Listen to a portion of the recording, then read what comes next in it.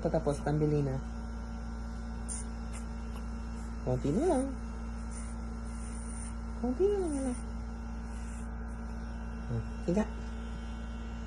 Wow! Wow! So pretty na ng hands. Meron pa. Opo, meron pa.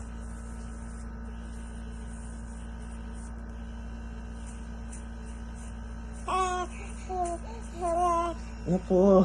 Jesus ka naman.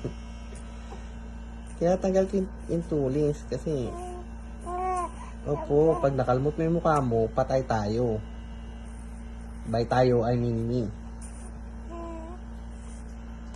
By patay tayo, I mean sa nanay mo. Opo. Ano galit? Paano magalit? Aw. Aw. Aw. Jesus ko naman.